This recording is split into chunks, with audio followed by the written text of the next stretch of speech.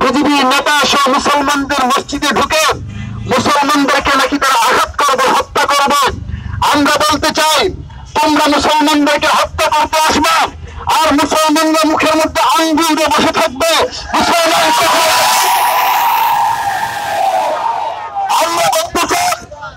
আমরা বলতে চাই স্পষ্ট করে আমরা বলে দিতে চাই, আল্লাহ নবীর কটূক্তি যারা করেন, আল্লাহ নবীর কটূক্তি যারা করেন, তার যে কোনো ধর্মের অবলম্বী হত্যা করেন, তাদের বংশের কোনো পরিচয় থাকতে পারে না, তাদের ধর্মের কোনো পরিচয় নেই, রাজনৈতিক কোনো পরিচয় নেই, তাদের গোত্রীয় কোনো বংশ পরিচয় তাদের হতে পারে না।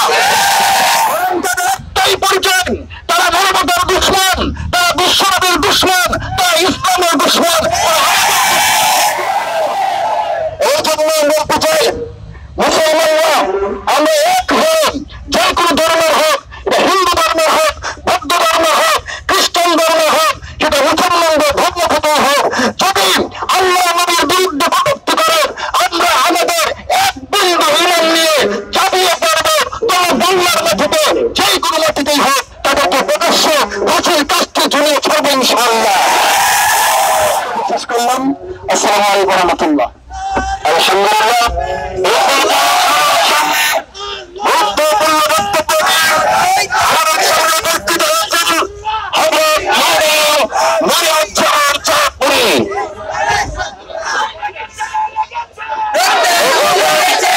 আপনাদের সামনে ভারতের ওয়ানগিরি মহারাজের বিরুদ্ধে মূল্যবান বক্তব্য নিয়ে মঞ্চে আছেন হযরত মাওলানা মুফতি ইসমাইল সাহেব বরকাতুহুম আলিয়া।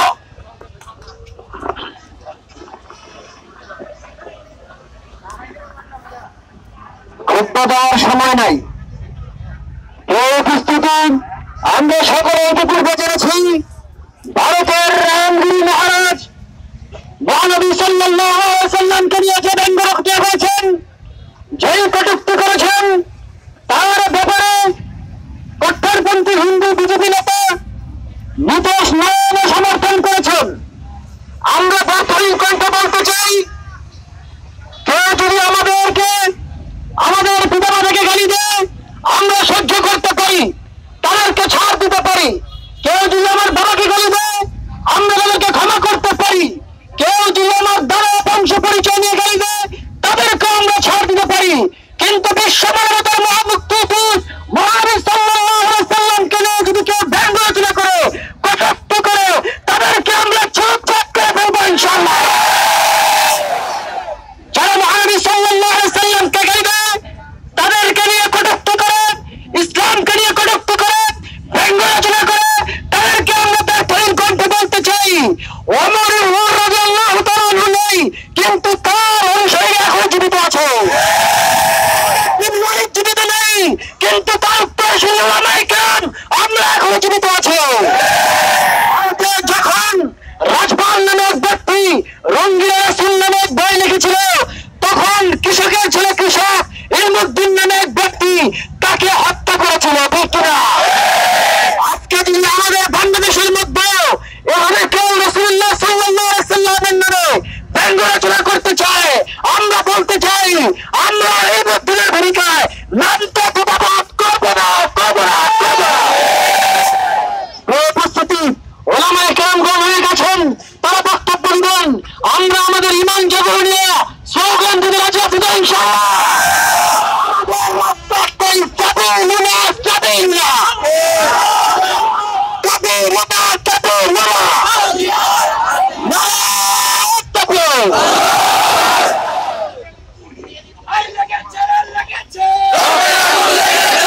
আলহামদুলিল্লাহ, এরপর আমাদের সামনে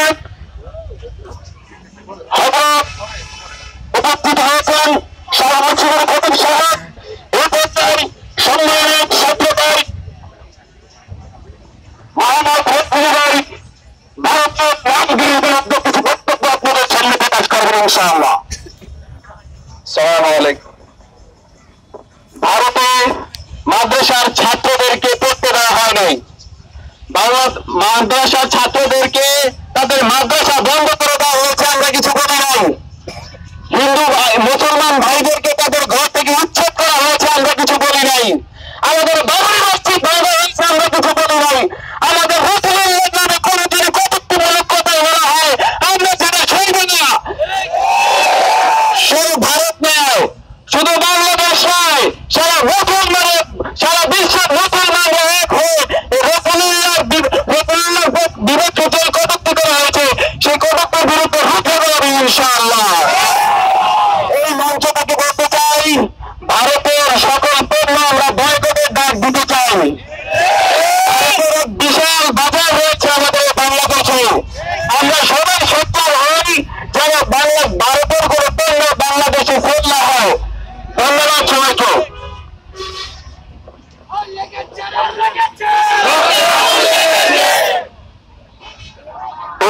আপনাদের সামনে মূল্যবান বক্তব্য নিয়ে মঞ্চে আছেন আমার উস্তাদ হযরতুল আল্লাম হযরত মাওলানা মুফতি নাসিম বিল্লাহ সাহেব, হযরত মাওলানা মুফতি নাসিম বিল্লাহ সাহেব।